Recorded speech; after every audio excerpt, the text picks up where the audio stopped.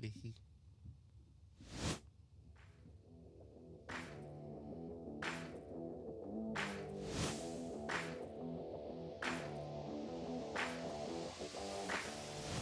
Hello and welcome in to the Sidelines Radio Show. I am your host, Skylar Wolf, as always, joined to my left by the one, the only, the Notch. Chris Notch, how you doing today, sir? Not too bad. Can't complain. It's a good day. Yeah, It's Thursday. It is. It's Thursday. As we say, it's close to the weekend. Yep. So we got a good show for you guys today. We're going to start off talking about basketball, NBA, what else. That's kind of what we are really into right now. And we're going to talk a little bit about playoffs, looking into playoffs and seeding. And we're going to talk about the teams that we are most afraid of, or the teams that we respect the most. Milwaukee being at 50-8, Lakers being 44-12, leading their respective conferences. And then a little bit later on, we'll dive into the NFL Draft Combine. That starts tonight, I believe. And we're going to talk about the players that we are most excited about to see, and maybe some people that you may not have heard of or don't know a lot about, and see if we can't maybe shed some light on them. And then later on in the show, we'll discuss OSU football. Spring training is right about to start, and spring football will be here before you know it. And we're interested in looking ahead. Chuba Hubbard coming back, Tylan Wallace coming back, another year under the belt for Spencer Sanders, some transfers coming in. Could be looking bright for OSU here for the future, but we'll discuss that a little bit later. For now, we're going to stick with basketball. And before we even started, I look at the Eastern Conference standings, and I just look over at Chris and I say, wow, Milwaukee really is 50-8, and they really do have a point differential of 12.2 per game, and they're leading the league in scoring at almost 120 a game. And he just looks back at me and he just goes, yeah, but who are you more scared of? And of course the answer is the Lakers. What do you think that is, Chris? It's because of the star power. That's all it is. I mean, it's the fact that you look at a Lakers roster, and the two names obviously at the top. You have Anthony Davis and you have LeBron. And then really LA's roster this year is the strongest they've ever had with LeBron, obviously. And a lot of that accounts to you bringing the acquisitions of Avery Bradley, who's a very good, more of a defensive guy now, but he's still a very good 3-and-D spot-up type of guy. Yes. You have Danny Green, which is a 3-and-D guy, still very good at what he does. One of the most clutch three-point shooters that we have in the game today. And then really kind of unheralded, I'm very impressed with how Dwight Howard has actually fit in this year. Yeah, he's playing great. He's been really good. JaVale McGee's been good. Overall their roster as a whole has really done, it's gelled very well. You can see kind of another year of Rondo has helped him kind of get that going, because then you look at, let's say you look at the Bucks roster, have it pulled up. So you have Giannis, Eric Bledsoe, who really I don't think scares anyone all that much. I mean, there's really no big name guys on this team, and I think that's what really helps this team is no one really pays them any attention, because you have the Lopez brothers who just do the dirty work, especially Robin. Robin is known as he would just do all the dirty work. Grind. Yeah, and Brook Lopez is a very agile 7-footer. Right. That just, I mean, he can kind of do whatever, and their supporting cast is what I think makes them so good. And of course, you have Chris Middleton. I'm not going to knock Chris Middleton and say he wasn't deserving of an All-Star, because he was. I mean, if you look at the pay, Chris Middleton's getting paid $5 million more a year than Giannis, which is kind of a crazy thought, but that's because his contract came up, and in order to keep him, the Bucks had to shell out the money. But he's an excellent player. He's a 20-point-a-night guy. So some people were definitely pointing out, okay, are the Bucks going to lose a little with losing Malcolm Brogdon?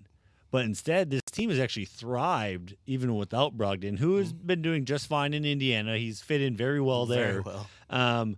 But that's the thing where Milwaukee really got lucky, because I think there's a lot of talk that, okay, Milwaukee, they're going to kind of digress, because that's usually what happens. It's very rare to have a Warrior-like season unless you have the roster like the Warriors did, right, to consistently have 60-plus wins every year. I mean, it is very tough to sustain.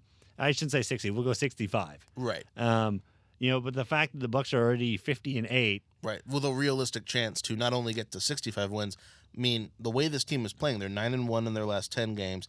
They've only lost, as you said, 8 games throughout the whole year. They're playing extremely cohesively, and their schedule, while not easy, isn't particularly super difficult either.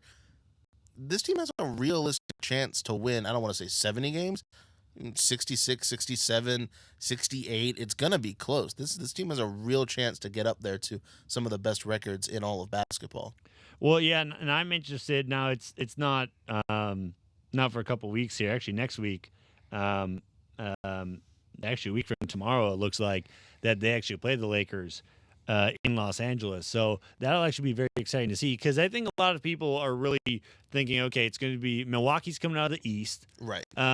and then you're like, okay, which LA team is going to come out of the West is really what everyone's thinking. But even I watched some of the highlights from the Clippers Suns game last night, and like, to be fair, Paul George has not been healthy like hardly at all this year, and they have not had a lot of time to really gel their good key players. No. But I mean, at this point, I see this as almost an NBA Finals, preview, barring some collapse from either one of these teams, which not to say it can't happen. I mean, you look at the East and you have the upstart Raptors that are doing just fine without Kawhi, which everyone thought they were not going to be just fine. Right, which I think that's a testament to Nick Nurse and just how good of a coach he really is. Because a lot of people were saying last year, good coach, yes, but riding the coattails of Kawhi Leonard, also yes. I think this year kind of proves that maybe he wasn't riding them quite as hard as everyone thought he was. Well, and I think when you look at their roster build of the Raptors, like the Raptors are a very scrappy team. Very much. And a lot of that is a test to Lowry. He's kind of really brought that in, and Nick Nurse understood the strengths. And this is where, as you mentioned, Nick Nurse is a very good coach because he understands the strength of his team and he keeps working with that. Right. I mean, Marc Gasol, I know he's getting up there in age, but he is still like just underrated to me. Like, everyone just goes, like, no one talks about Marc Gasol anymore. They did when he was with Memphis with Conley and Randolph, obviously when they were the grit and grind Grizzlies. But I mean, you look at them now, and the Raptors roster on paper doesn't scare me at all either. But they just play, like, besides like Siakam, Right. who's really stepped into his own, because they said with Leonard leaving, okay, Siakam, you gotta get there, And he you're has. gonna help. And he's taken it and ran with it. Fred VanVleet has been kind of a really good revelation for them, an undrafted guy back in 2016 from Wichita State. He's really made his mark too. He's averaging, I think, close to 14, 15 points a game now, and he's kind of taken over some of the floor general duties from Kyle Lowry. And Kyle Lowry's playing very well this year. He got an All-Star vote, and a lot of people said he may not have deserved it, but I think he did. The only question with Lowry, it's the same one we've had his whole career, is will he show up in the playoffs? And the answer has undoubtedly been no up until last year. And even last year, there were times where he faded, and Kawhi was definitely the focal point. Well, and that's the exact thing I was about to say, is the thing with Lowry, it was so hard because you had him and DeRozan. But DeRozan and Lowry, I don't care what anyone says, I respect DeRozan, who he was as a player, who he is. But those two together have the same mentality. They're the same players at different positions, in a sense, where none of them have that Mamba mentality, you could call it, where one will just take over. Because usually they were both kind of hard to find, and that's where Lowry is a very good complementary player in the playoffs. Yes. When you have a guy, like Leonard, who requires as much attention as he does, it allows someone like Lowry to thrive because no one really focuses on Lowry. It's all about Leonard. Now, this is going to be what happens with Siakam. Siakam's going to be that guy. Can he be that guy in the playoffs? Right. We know the narrative of Lowry. All right, no show Kyle. Right. But, okay, Pascal, now it's your turn. Can you show up? Yeah, and if you can't, and if they get knocked out in the first round, That'll be rough. well, I think there's going to be a lot of. You're really going to have to look at your roster and go, okay, what happened? Now, if it's a freak thing, there's an injury. It's okay, a little different. Right? Yeah, but if you have a complete healthy team, Right. and you lose, let's say, so they're projected second seed right now. So the 7th seed is, I believe, off the top of my head, is it the 76ers? Does that sound right? No, the 76ers are the 5th seed. Oh, the Nets. The Brooklyn Nets. Like if you lose to the Brooklyn Nets. with no Kyrie, obviously no KD, Kyrie's Right. done for the season. If you lose to them in even if it's 7, I mean, No, it's you unacceptable. just lose to them in general. Right. Like Which- when I say lose the series. Now, Right. if you end up winning 4-2, okay, fine, whatever. You're expected to win. Right. And especially now with having no KD and no Kyrie, right? Like that team's basis is completely gone now. It's not playing the rest of this year. So the fact that the Brooklyn Nets may not even make the playoffs just anyway, especially because Orlando, I think, is right on their heels. Well, and Orlando's the 8th seed. Right. And then right behind them, I believe 4.5 games back is the Wizards. The Wizards, which would be hard pressed, I think, to say that the Wizards are a better team than the Brooklyn Nets, but at least they still have Bradley Beal playing for them, who's putting up. He had 101 points in 2 games. I think he's a little mad that he didn't get that All-Star vote. I'm almost more of. I think there's more concern of. I think it's time to get rid of John Wall. Oh, definitely. And no offense to John Wall, I mean injuries have plagued him throughout most of his career now. Like they've caught up to him, you could say. No offense to John Wall, but it would help if he got off of his couch and worked out some too. Like pot calling kettle, as everyone can see. But it seemed like, and a lot of times at the beginning of the year, John Wall would come in. I don't want to say fat, but like he had his hand in the cookie jar just a little too long before he started his conditioning and wouldn't get back to where he would be, his speed, his agility, his full ability until halfway through the season. And by then, his knees having to hold so much more, I think that really contributed. I think a lot of it is still on him. Well, so let me ask you this then. Do you think we're at the point with John Wall where it's time for a fresh start? Like, is he maybe just burnt out in DC? Is that part of it? I mean, we know, obviously, when he first got in the league, it was John Wall's team. I mean, it Right. always was. And then they got Bradley Beal. Right. And then it turned into, okay, 2 alpha dogs. Yeah. Who's going to give up the reins? And a lot of the times, being Wall is the actual pure point guard, Wall was getting the reins most of the time. The question of if it's time to blow up the situation and have Wall just go somewhere else, I think that answer is yes, but I don't think it's just for, and this is a little bit of a tangent, we'll get back on topic in a second. This is yes, but not just with Wall.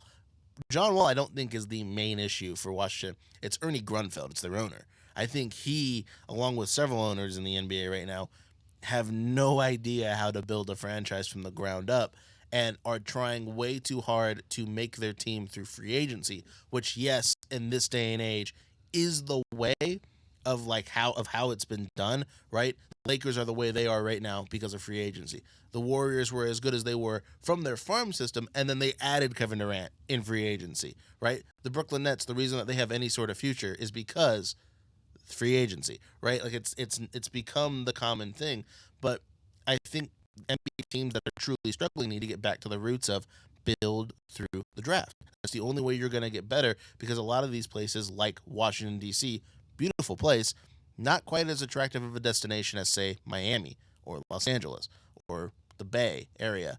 It's just not. Flat out, it's just not. It's not a New York. Same for, Cleveland.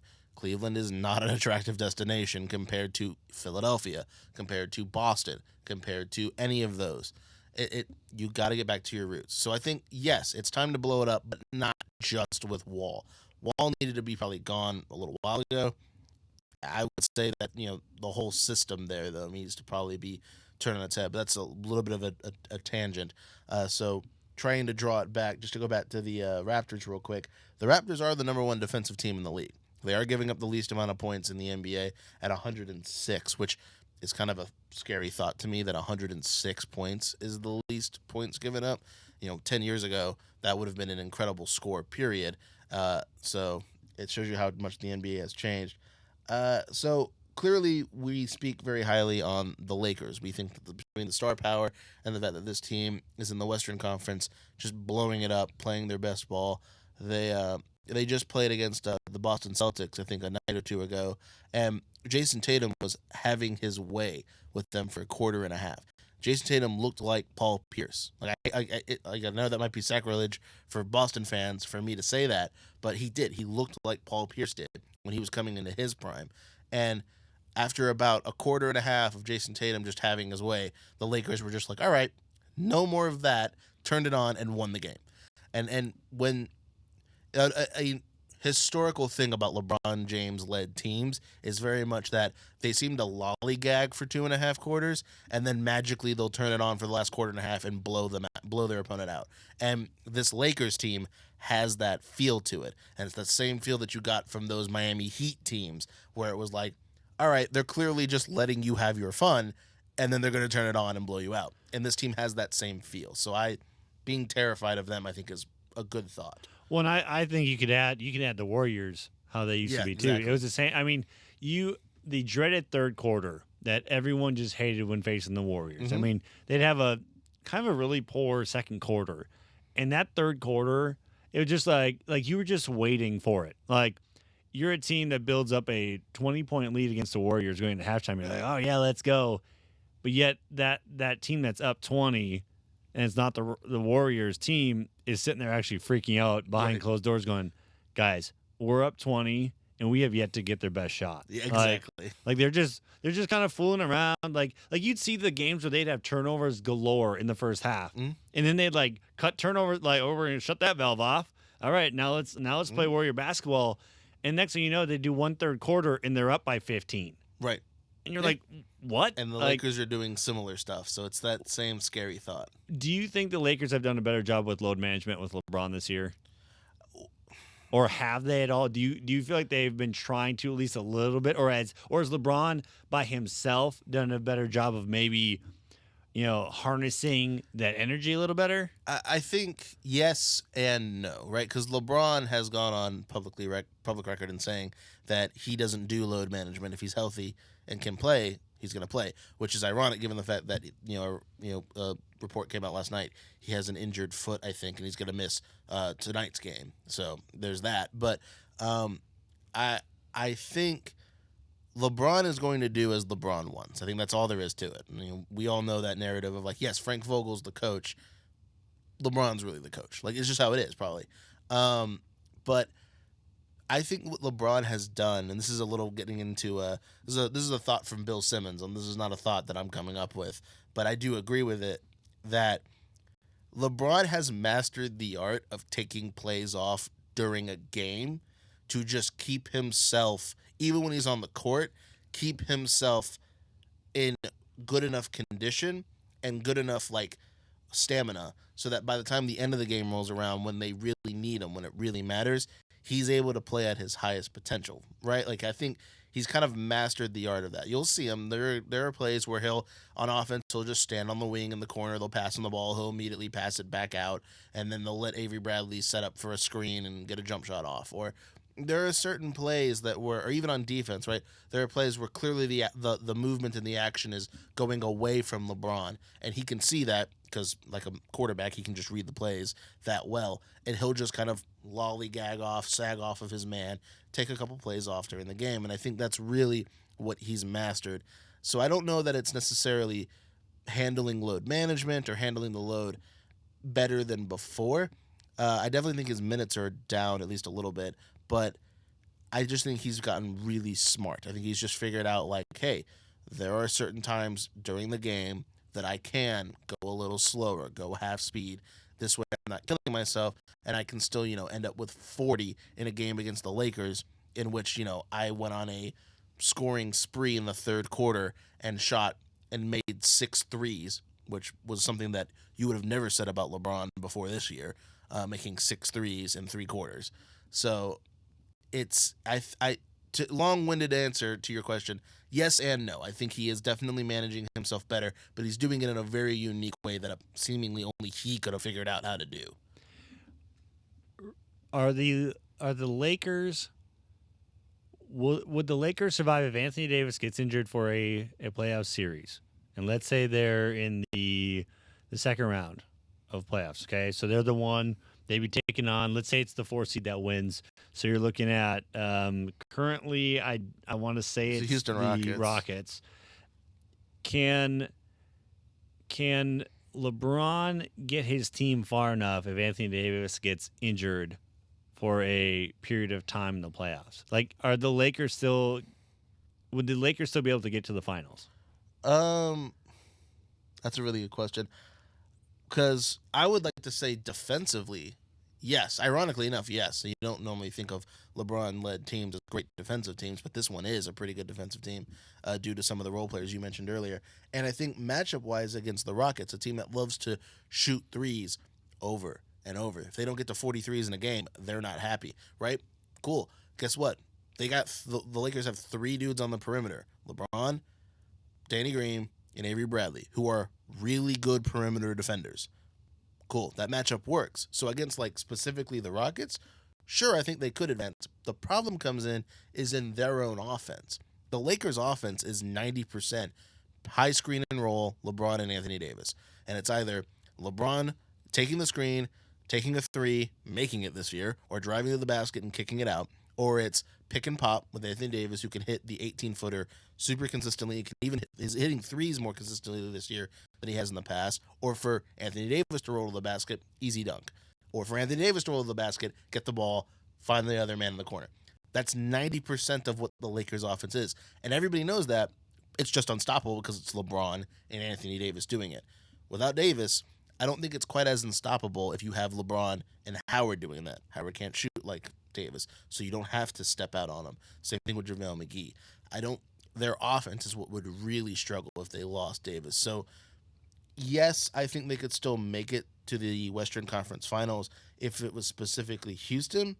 But if it, say, ends up being the Clippers in that 4th seed or the Utah Jazz that end up in that 4th seed against a team that is much more defensively minded, I don't know. Maybe not. It would be a real struggle bus, I think, at that point. Real quick, and then we can move on. Is Anthony Davis the key cog in this for the Lakers to even get to the finals?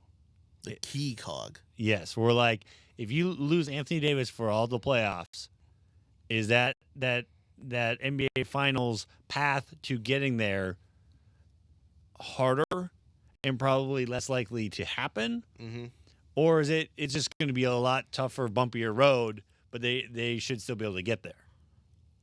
I think it's definitely the key cog. I think if they lose Anthony Davis, they don't make it to the finals, which is a little counterintuitive because LeBron lost both Kyrie and Kevin Love in the 2015 playoffs in the Western Conference or Eastern Conference when he was with Cleveland again, and they still took them to the finals where they got pretty much decimated. Well, he had Kyrie. Well, he had Kyrie up until the middle of the first game. He had him in the finals. Was it the first? And then he hurt his kneecap. The kneecap, yeah. Right. So even there, he had help, and also it was the Eastern Conference, which was weaker then than the Western Conference, and I still think now, at least star power wise, is still weaker than the Western Conference, especially the top of the Western Conference. So I can't imagine a Anthony Davis-less Lakers team led by just LeBron and a very good group of role players, but a ragtag group of role players beating someone as loaded as, say, the LA Clippers, right? Who is someone we have not talked about hardly at all this show. And once we get to the dark horse section, I'm sure they'll come up. But that team, for all the incoherencies they've had because of Paul George's being injured and not being at 100%, for all the quietness that's kind of surrounding this team. Everybody was talking about them kind of before Christmas, and then Christmas happened, and then not much since. The fact is, they're still 3rd in the West. They're still 39-19. They're still 23-6 at home. They're still an excellent team, and they're led by what many people are calling the best player in the NBA right now in Kawhi Leonard, which if he wins his 3rd championship with his 3rd different team, I think you'll be hard pressed to say that he isn't. Yeah. So in the Western Conference, you need to have both at least a good defense and a good offense, if not a great one of those versus a good one of those. And if the Lakers lose Anthony Davis, they're losing both something on offense and defense, but almost more specifically, they're losing a lot of their offense. So yeah, I think he's definitely a key cog. If he is not there, if he gets hurt, knock on wood that he doesn't, but if he does, that Lakers team is, if not bounced in the second round, definitely by the Western Conference. Well, and we've been talking a little bit about the Clippers, but mainly LA teams.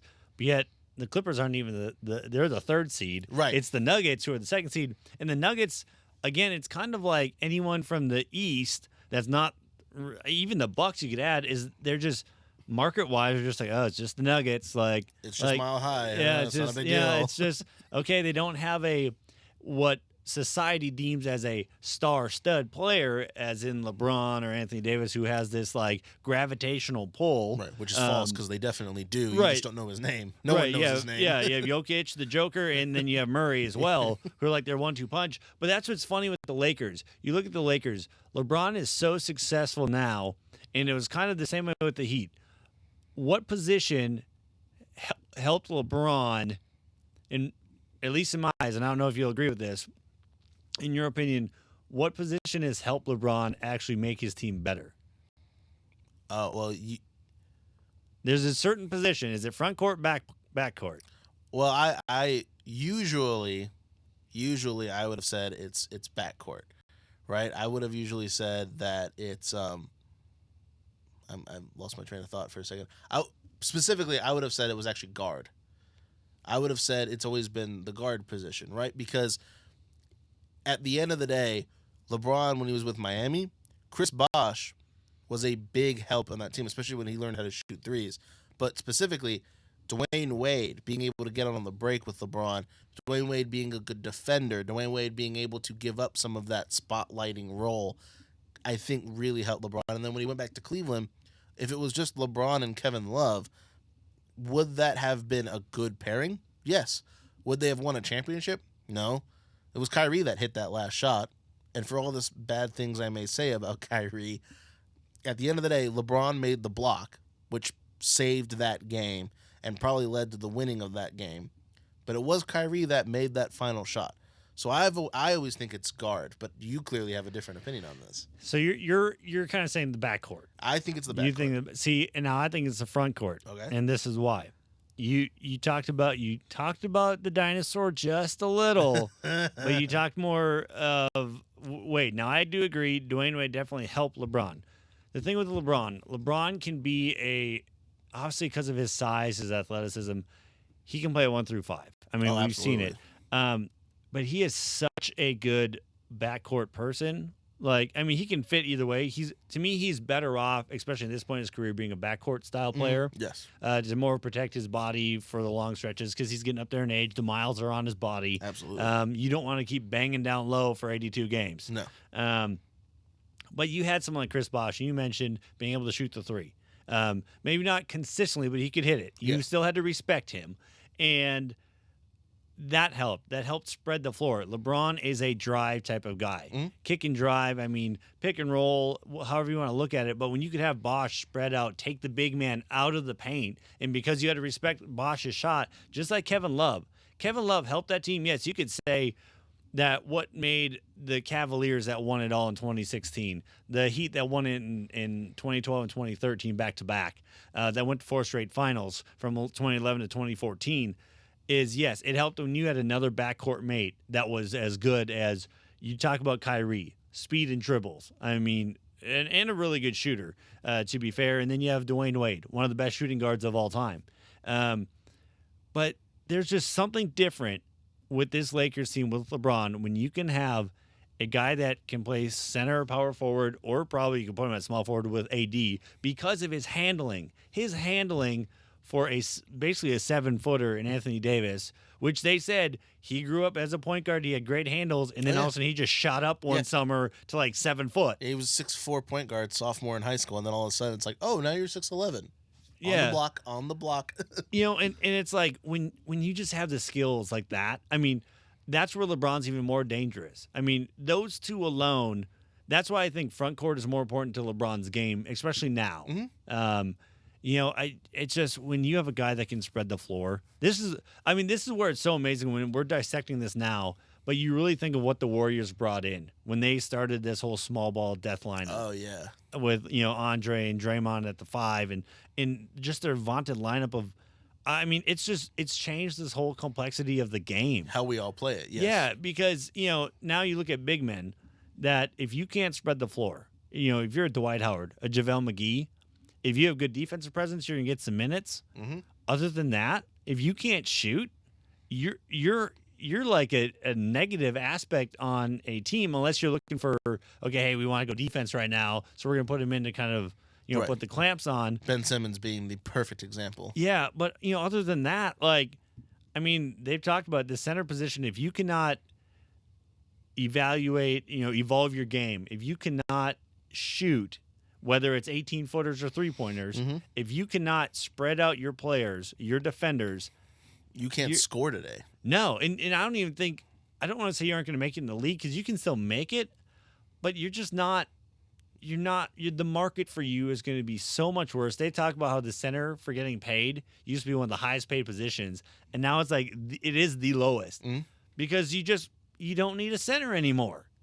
If only someone had told Cleveland that before they went out and got Andre Drummond. Yeah, and he's got a player option. So, well, yeah, and then you talk about even like Tristan Thompson, which, I mean, Tristan Thompson's kind of showing a 3-pointer, but I mean, that's the thing. If you don't have like that's where you look at like the Timberwolves, the Nuggets. You have Jokic, you have Towns, two decent dribbling big men who can. I mean, Jokic is a much better passer than Towns by all means, in my opinion. Oh, yeah. And I'm a Wolves fan, but like when you have guys that can spread the floor, that can shoot, that can dribble. I mean, that's what makes Anthony Davis and LeBron so dangerous. Absolutely. I mean, you can't. How do you pick your poison? Who do you go? I'm gonna let LeBron get his points, but we're gonna stop Anthony Davis. That's not gonna matter. No, he's gonna score 40, and the rest of the team's still gonna hit like 10 threes, and the game's just gonna be over. Yeah, and that's why it's so funny that we spend so much time trying to analyze these Lakers team of just like, how do you beat them? It's like the Warriors, Because you know what's coming. You know exactly what it is. and you can't stop it. Right, 90% of the offense, high screen and roll, LeBron, Davis. Doesn't matter. It still works, and it's still unstoppable, 100%. So real quick, let's run through who we say could be our dark horse picks for coming out of the Eastern and Western Conference. Teams that are not named Milwaukee. Teams that are not named the Lakers. Which, in the East, I can kind of probably guess yours, seeing as how you're a bit of a Boston fan. I'm going to go ahead and say that you're going to go with them maybe. But for me personally, I'm going to go... I feel like it's wrong to call Toronto a dark horse. They're playing excellent. They are the former championship team. They have a great coach. Like I said, they're playing well. They've got good chemistry. So to call them a dark horse, I think, is unfair. But so instead, I'm going to actually go with the Miami Heat. Do I think the Miami Heat have a realistic chance to make it to the finals? Not really. But I do think that this team is much better and still separates themselves from the rest of the league in some interesting ways, in particularly defensively. The fact that you have arguably the best perimeter defender in football, and football. I got football on the brain. Basketball? Basketball, in Jimmy Butler, who I think, regardless of what happened in Minnesota. Side note, that game-winning block by D'Angelo Russell, anyone you won't be able to see it. I actually have it as my background now. D'Angelo Russell blocked Jimmy Butler last night to seal the win against the Heat. I was getting thrown tweets on Twitter like, how many times are you going to watch this? I'm like, I'm in heaven because I do not like Jimmy Butler anymore. And you know that. Yes. That ends in my mini rant, but go ahead. But for all of that, he's still an excellent defender, and I think even you can agree with that. He's an excellent perimeter defender. And then you have Jay Crowder, not a great offensive player, excellent defender. Bam Adebayo, who made his first All-Star game, who has taken huge leaps as both a scorer and a passer when he was already a pretty good defender and rebounder. So he's only getting better, right? And then you've got Kendrick Nunn, who came out of basically nowhere. Defensively, not great. Offensively is where he starts to make it up. Tyler Herro, who not a great defender, but a very good shooter, so you can stretch the floor. And then you have guys like Duncan Robinson, who is a great shooter and also a pretty good defender. He's underrated. He's long. He takes up a lot of space out there on the block, both on the block and on the perimeter. He can kind of guard both the 3 and the 4 positions. This team just has a nice mix of veteran leadership with guys like Goran Dragic, Crowder, Butler, youth with Bam, Nunn, and then Tyler Herro. And then you've got the X factor now, Iguodala. If Iguodala actually, if he plays and he plays to his level, right, you got a defender who can come off the bench, guard the best player on the opposing team, and you don't have to worry about in terms of offense. His game is not offensively oriented, but he can shut down and defend really, really well the opposing team's best offensive player. So it doesn't matter if he doesn't score. He's going to try to limit the other team's score as best he can. And you can throw him out there with guys like Nunn, like Derek Jones, who, while offensively is still working on his game, is just an athletic freak. So anytime you put him on the floor, you have to worry about transition plays. And then Harrow, they even have Solomon Hill, who isn't a great offensive player either, but is still a pretty good defensive player. This team defensively just scares me. They do, right? This is a team that on any given night, you can throw them out there, and if they're at their top of their game, it doesn't matter that they don't score super well all the time. They're such a good defensive team, and they're such a defensive-oriented team. So I really, them and Philly are the two teams where it's like, just because of their defense. So you're choosing the Heat? I'm choosing the Heat as my dark horse from the East. What about you? I will quick say another guy you didn't talk about, Myers Leonard, who, when you talk about retooling your style of play, Yes. Myers Leonard was a 7-footer from Illinois who really never got a lot of minutes towards the end of last year, really, when he really broke through because he could shoot the three. Yeah. All of a sudden. All of a Magically. sudden, it's like, what? He's been in the league for, 6 years? Yeah. He retooled himself overnight, it seemed. Yeah. And here's Myers Leonard now. And you're like, whoa, that's why the Heat were okay with getting him for Hassan Whiteside, for trading Whiteside away. Right. Okay. I'm going to go with the team, actually, you just mentioned, 76ers. Okay. I would, of course, as you mentioned, I would say the Boston Celtics, but I don't really consider them a dark horse because they are a very talented team. Kemba Walker's been a much better fit than Kyrie. I think we've all seen that and now can believe it. And Jason Tatum is coming into his own. We saw it against Donovan Mitchell and the Jazz last night. That Tatum was not going to allow them to lose. But the 76ers team, for all the drama, all of this roller coaster of a ride they've been on, this is still the same team basically that went minus Jimmy Butler that went 7 games toe to toe with the defending champion Raptors and lost on a lucky freak bounce from Kawhi to win it. The ball that bounced 5 times on the rim. So I think they're still dangerous because even as a 5 seed, okay, especially if they get on a roll at the end of the season and they're a 5-6 seed, you don't want to they're the seed that you don't want to face because they're a 6 seed. It's always like back in the day when the Western Conference, no one wanted to be a 8, 4, or 5 seed, right? Because you weren't getting out of that side because you had to face the Warriors. Nope. You wanted to do anything you could to try and get to the Western Conference Finals before you face them. Yes, absolutely. And I think that's the same thing here, where that's what you'd feel like with the 76ers. So I still think we're going to see a bit of a turnaround, but otherwise I would have said Miami too. Because I think Miami, if they can pull themselves together, they're 3-7 in their last 10, so they got to kind of change things. Yeah. But yeah, otherwise, I think the favorites obviously is the Bucks, and then I'm with you. I don't think you really consider the Raptors or Celtics dark horses. It feels wrong to call them dark horses because they're still excellent teams. Yep. Now moving on to the Western Conference, kind of a similar situation. It feels wrong to call the Clippers a dark horse because they have Kawhi and the fact that they're still the 3rd seed in the West without having true Paul George yet. So it's really hard to call them a dark horse. It's not quite as hard to call the Nuggets a dark horse because in the playoffs they haven't performed uber well. They've played good, but not so lights out. I think if I had to go with a true dark horse, I'm gonna go down the line here and go out on a limb just because of one singular player. And I think you actually just pulled up their stats, ironically enough. I'm going to go with the Dallas Mavericks, which makes no sense because they're the 7th seed. Granted, they're the 7th seed at 36 wins, which is still a lot, right? And that was missing. That was sans Luka Doncic, the best player, and arguably the 2nd best player in all of basketball for a 2-week period.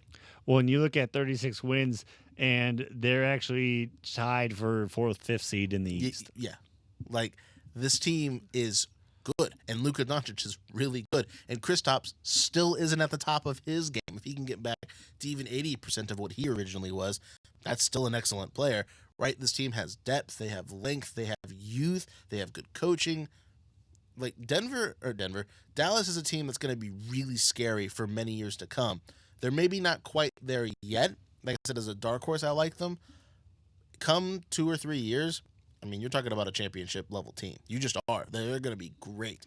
So I think right now, for me, Luka Doncic, 36-23 Dallas Mavericks. I think the fact that they were minus him for 2 weeks and they still didn't completely fall off the earth, which is a really big plus for me. That's going to be my dark horse team, I think, in the West. Just because I like to be different, because I was going to pick the Mavericks, which is fine, not a big deal. My next bet then is going to be the Jazz. That's the other team I was thinking of. And that's where I think you and I are right on the same boat, because the Jazz, to me, if they can just if Conley can get healthy. When Conley was healthy in the beginning, the Jazz were good. Conley is still a very good player. Injuries have kind of sapped some of the old Conley from him, which usually happens when you get older, up in age. But I think the Jazz, they're still dangerous. They're 4-6 right now. They lost to the Celtics last night. But they're still, if they can get things turned around. Quinn Snyder said yesterday he's still tootling around with the lineup a little bit, trying to figure out, okay, what really works, what lineup is our go-to lineup in close games. They're trying to put the game away. But you're going to need some of your younger guys to come through and whatnot. But I will say this. You cannot say the Grizzlies, okay? Because the Grizzlies are in over the head no matter who they face. Yes. Okay, they've been playing the top. They played the Lakers, the Clippers, and the Rockets all in a row and got blown out all 3 times, basically. Which shows, which I'm not knocking the Grizzlies, but their youth is there. But I want to ask you, when you look at the Western Conference, 1 through 7, we'll say, who is overrated right now that they're going to be lucky they can even get through kind of the first round? And there's one team that I thought about picking as a dark horse, but I'm like, they don't have a chance against almost any team on here. I think you're setting me up to get yelled at in this state. No, because if you didn't say it, I was going to say, I'll say it for you. It's the Thunder. I love what they're doing. I'm not trying to bash the Thunder, but I don't see this Thunder team being able to compete with the likes of the Lakers, Nuggets, Clippers. I don't even know what the Rockets. The Rockets are the other team. The 4 and 5 right now, to me, should be towards the bottom more. In all seriousness, when you asked me which team do you think is overrated, I knew where you were going with this, but in reality, I was going to say the Houston Rockets. That team is all offense, as most Mike D'Antoni teams are. It was the same problem when he coached the Suns when they had Nash and Stoudemire. It was all offense, no defense. And in the playoffs, you need defense. You need to go through these 10-minute stretches where you can shut down the other team, because guess what? There'll be 10-minute stretches where you can't score. Case in point, 0 for 27 from the three-point line, which lost them the Western Conference Finals and a chance to go to the NBA Finals. You got to be able to play defense, and they just can't do it. So that's my overrated team. 100% is the Rockets. I do not think they are that good. I think that they are offensively really scary. I think that James Harden and Russell Westbrook are one of the most terrifying pairs to have to play against. Offensively. But then defensively, no. And then anybody else on that team, no, not really. Like, can you name another player on that team that you're truly afraid of? In what, on a defense perspective or offense? Any perspective. A little bit of PJ Tucker, because I do think he is not. He's a good defender. He's underrated in my book as a defender. The other person is he's kind of the dark horse would be Robert Covington. Okay. He's the other one that, and this isn't, maybe I have a little bit of a soft spot because he did very well with the Wolves in the year and a half he was here or there. But he's one of those guys, if he can provide extra shooting. Eric Gordon could also scare you offensively. He is another clone of Russell and James Harden. No defense and all offense. And just doesn't always, and unlike those two guys, doesn't show up every night either. Yeah. He's either really warm, and when he's on, and if he's not, you can leave him be. He's Let scoring. him shoot. He's 20 points a night or 5. Yeah. And there's no in between with him. Yeah. And that's the problem. That's really the problem with the entire Rockets setup, is they're either scoring 150 because they're hitting 43s, or they're scoring 80 because they couldn't score anything. Yeah, and real quick, then we can move on, because I know we've talked most of the show just on basketball because it's kind of our love, and it's usually what happens to us. But you brought up the Mavericks as a dark horse. There is only one team above them for the scoring differential, and that's the Lakers at 7.4. Right now they're 6.1, and they have the Clippers at 5.8. Yes. And they're the 7 seed. Yeah. So, Yes. like you said, that's where they could. I mean, they could be a serious dark horse. Because right now you'd be going up against the likes of the Nuggets, and that if Porzingis is on, he can kind of help neutralize Jokic a little bit because of the size. Yep. And then you got Doncic against Murray, which is a great matchup. Really, that kind of a matchup is against role players. Yes. That's where some of these teams can go. Is okay. You can match up with our best and your best. And that's what's hard with LeBron because he's a forward of all positions. He's not a point guard. No. But he can play point guard. He can play point guard. But your point guard cannot guard LeBron. Right. Well, and that's the similar thing with Luka. Luka doesn't have the athleticism of LeBron necessarily, but Luka has the handles. He's got the size. He can play 1 through. I'll go 4. I don't think he can play 5 consistently. I go 4 even as he could do it, but I wouldn't want him there often. He can go 1 through 4, so that's kind of a little rough for that.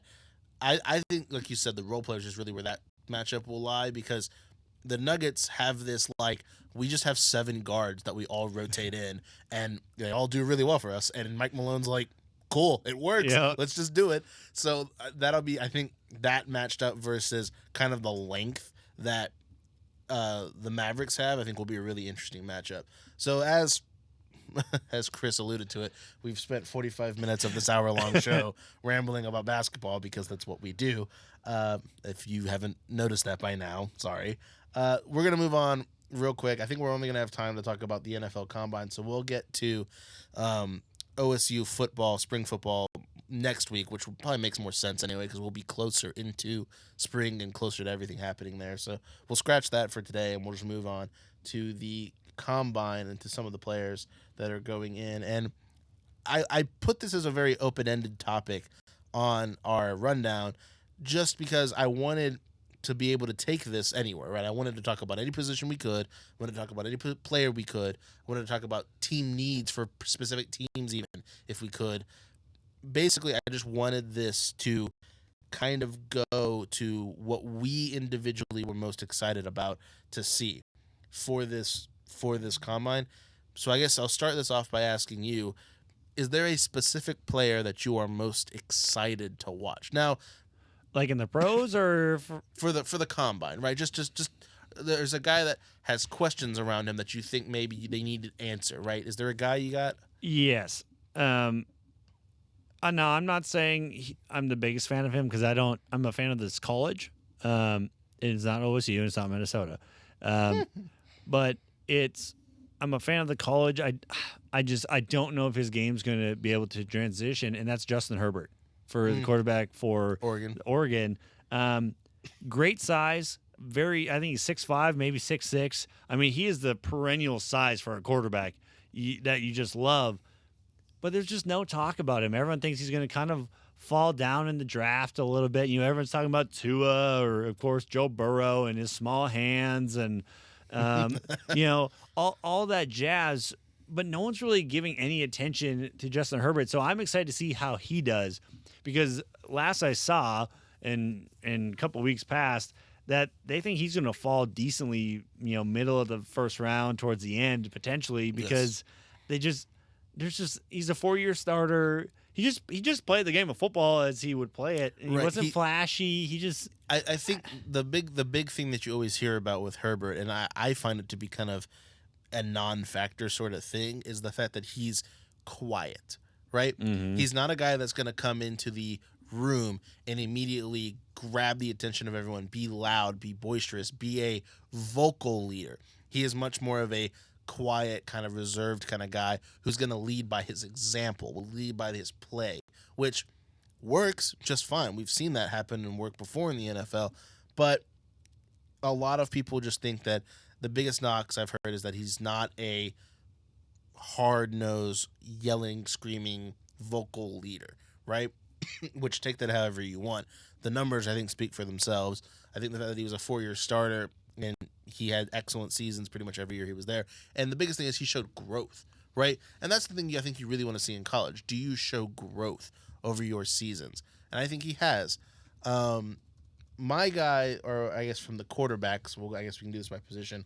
Well, and that's just overall, like Right. A at guy. any position, him or I guess Thaddeus Moss, just because Yeah. Randy Moss's son, and how does he do as a smaller tight end? Right. How does his game transpire over? yeah. But I'll let you continue with. Thaddeus Moss is a very interesting one because he's clearly not as talented as his father, and he really didn't even show that much at LSU. He just showed it in the right games and in the right time. So when we've seen this happen before with Cardell Jones, that name always gets brought up. One of the guys that I'm very interested in is actually Utah State's quarterback, Jordan Love. He's the guy that has seemingly supplanted Herbert in some of the talks, right? He's got like a 6.33 grade on him according to NFL.com, which means he'll be a starter supposedly within his first 2 seasons in the NFL, which whatever metrics they use to measure that, whatever, cool. Doesn't really mean a lot to us, but the fact that the biggest experts from NFL.com think that he could be a starter, I think that's a lot to say, because before 2 weeks ago, Jordan Love was a who's that guy? That's people asked who is Jordan Love. Well, he's an excellent quarterback from Utah State. Great arm, great tight spiral, throws the ball with I call it malicious intent, because he looks like he's trying to just beam it into every little hole he can, and he does. It's worked out this year for him. He is kind of a dual threat quarterback. Not even kind of. He can run, but he has that kind of like Russell Wilson type feel to him where it's like he can and will at times when it's necessary, but he also has pretty good pocket presence. He's a guy that footwork may need a little bit of touching up on, but he stays pretty steady in the pocket. He's the guy that has, like I said, has supplanted Herbert as the third guy, right? Because it's Burrow, it's Tua, and then it's everyone else. It was Burrow, Tua, then Herbert. Now it's Burrow, Tua, Love. So he's the guy that I'm most interested to see in the combine, because it's like 2 weeks ago we didn't know who this guy really was, and now it's like, oh, this guy's going to be a starter in his first 2 years in the NFL. Well, show me something. I want to see something then. I want to ask you something quick, and I'm going to put you on the spot on this one. Oh, boy. Okay, in this few minutes we have, who in your eyes, quarterback, whether it's quarterback or whatever position, who is the next Josh Rosen? Now, do you know what I mean by when I say that? Yeah. Do you get what I mean by that? Yes. There was 8 other quarterbacks that got drafted before me that were a mistake type of Josh Rosen. I don't know if it was quite that what he said, but he basically said he was the best quarterback, but he's picked 9th by the Dolphins, and obviously we've seen where his career has gone. Yeah. And there is one player that just like I saw his name in the draft thing, and I was like, oh, there he is. If I had to take a guess at who you were pointing out, probably Jake Fromm. Oh, boom! Thank you. Yeah. Yes. Yeah, that would have been my guess. I think a year ago he was probably the second best quarterback prospect in this class. Jake Fromm. Yeah. Last year, for whatever reason, there was a stretch of like 4 games where he went like 11 for 24, 196 yards, and still had 4 touchdowns somehow. Yeah. He is the most scratch your head, I don't know what the world's going on with him quarterback, and I think you are right to call him the next Josh Rosen, although I don't think he would like that very much. I just don't know. Like, I don't know what, like, and I say the Josh Rosen in the sense of I think he's cocky enough where he thinks he's going to be the best of the best. Right. But I don't think his skill set is anywhere near there, or there's just so many like, okay, what quarterback are we getting here? I mean, there was times Josh Rosen looked very good with the Cardinals, and then he had like a stretch of horrendous games that basically got him sent to Miami. Right. And Miami was like, yeah, he'll be a good project for us. And they realized he was garbage. Ryan Fitzpatrick started for the Dolphins. Magic. Harvard. Like, Nothing that love matters the to guy, us. don't hate him, but I mean, he's a journeyman, and you got beat out by almost a 40-year-old quarterback. Yeah. The biggest issue I think that Fromm is going to have, and this is no Hand size? Well, his hands are smaller than Burrow's. That's what I'm saying. Hand Magic. size. I feel like that's going to become the inside joke for this show. I think the biggest issue, and it's no secret for Jake Fromm, is arm strength. He doesn't have magical arm strength, right? He's not like Tua. He's not like Burrow. He's not like Trevor Lawrence. He can't throw it 40 yards on his knees. He can't. he is a accurate quarterback, although that started to wane towards the end of this season, unfortunately. Um, he's gonna be at best, I think, a project that is salvageable through the correct system and means. But a discussion that I had with my father this summer kind of opened my eyes to some of this stuff. My dad is very old school in the sense of he believes that if you're a good quarterback, that means you're a good quarterback regardless of system, regardless of coaching, regardless of anything, right? I can pick you up, throw you anywhere, and you will be a good quarterback. That's a little old school minded for today's NFL, I think, but I don't necessarily disagree with it either, and I just don't see that with Fromm. The only thing I disagree with is the word good. I would say great. Your greatest quarterbacks are the ones That's that okay. you could pick up. Like you can pick up Tom Brady, and we might see it this summer. Yeah. He might go somewhere and have phenomenal. Peyton Manning very much was one of those people. Brett Favre, Drew Brees, Drew Brees, Dan Marino could have done Dan that. Marino. That's to me the greatest quarterbacks are the ones where you can take. You could throw them onto a map and go, okay, you're gonna go play football here. And they'll be like, cool, 5,000 yards. Yeah, Like- okay, we're gonna give you to the Dolphins. Let's go see what you can do. Yep. Now, of course, I'm not trying to knock on the Dolphins, but it is what it is. One other quarterback, real quick, I thought of that we're not even mentioned was Jalen Hurts. Does he have a lot to prove here in the draft? Does he need to try and prove that just because he's smaller, and kind of like Kyler Murray? Is there pressure on him to really, he's going up against his protege Tua. I don't think his pressure. I don't think there's any pressure on Hurts at all, because if Hurts can't make it as a QB, he'll make it as a tight end. If he just Really, you think so? He's a freak athlete. He's fast. He's strong. Yeah. What is he? He's big. Or no, he's 5'10". Or is he 6 foot? Jalen Hurts? No. Jalen Hurts is. I actually have it right here. See, I don't know if I can say tight. I'd say maybe wide receiver. He's 6'1". I could be in like a slot. Put him as a slot receiver. Okay, fine. Still, there's no pressure on him because he's such a good athlete. So you think he's gonna be like that athlete, like when you draft on NCAA, like 14 college football, where he's like, you just got to put him at a position. Right. He'll be like Joe Webb when he came out of UAB as a quarterback, and everyone was Yeah. like, "No, play wide receiver instead." And it's like, okay, $1 million question: who drafted Joe Webb? Carolina, right? No, that's where he finished his career. Where did I don't know. Minnesota Vikings. Oh, well, go figure. I don't say that very confidently No, because he he did not doesn't. do very well. Real quick, just before within the last couple of minutes, that he did play for Carolina for a couple years. I He think. Just before we get off, just the last couple of minutes here. One last guy I want to bring up that I'm interested to see is Anthony Gordon from Washington State. I don't know if it's maybe fever from the Jacksonville Jaguars quarterback who. Why am I? Foles? Nick Foles or Minshew? Minshew, Gardner Minshew, who's also from Washington State, and the fact that I just like that brand of, hey, we're gonna throw it 55 times tonight, and you're gonna get 800 yards and 9 touchdowns, and guess what? That's the norm for us. I just love that. You can't play in that system unless you know how to throw a football. So I think watching a guy like Anthony Gordon, who doesn't have the name, doesn't have maybe the accolades or the star power or anything like that, didn't go to the college where everyone's like, oh, they breed great quarterbacks. But he went to a college where you have to know how to throw a ball to play there. So I think he's a really interesting one. And then I guess moving away from quarterbacks just for a second, the most interesting player outside of the quarterbacks that I think I'm want to watch is Clemson, Isaiah Simmons. He is not a human being. He is literally a robot sent from outer space to do everything you can on a football field. You're talking 6'5", 235 pounds. He's gonna be working out. I don't know if this is 100% true, but I saw this on I think it was from Bucky Brooks on YouTube, and then I saw this on CBS Sports. I think he's apparently gonna be working out with both the linebackers and the safeties because he's good enough to do both.